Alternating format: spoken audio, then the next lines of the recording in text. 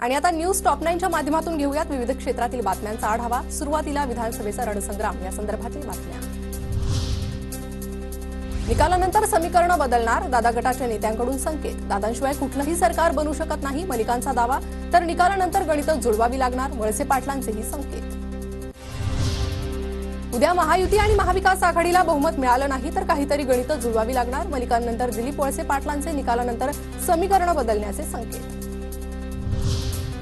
भाजपबरोबर गेल्यानं ईडीच्या जाचापासून साऱ्यांची सुटका झाली, ईडीपासून सुटका झाली, त्यामुळे भाजपसोबत गेल्याचा सर्वांना आनंद। छगन भुजबळ यांनी 2024 the election that surprised India या पुस्तकात दावा केल्याचा उल्लेख। इलेक्शन दॅट सरप्राइज्ड इंडिया पुस्तकातील दावे भुजबळांनी फेटाळले, अशी कोणतीही माहिती दिली नसल्याचं भुजबळांचं स्पष्टीकरण। आक्षेपार्ह वाटलेल्या दाव्यांवर कायदेशीर कारवाई करणार, पुस्तक अजून वाचलं नाही, निवडणुकीनंतर कारवाई करणार, भुजबळांची माहिती।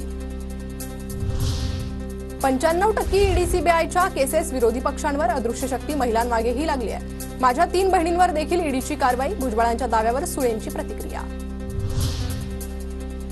भाजपमध्ये जाताच अनेकांच्या ईडी सीबीआयच्या फाईल कपाटात, शिंदे अजित पवारांसह सर्वजण ईडीला घाबरून गेले, कमजोर हृदयाचे लोक पळून गेले, राऊतांची भुजबळांनी केलेल्या दाव्यावर प्रतिक्रिया।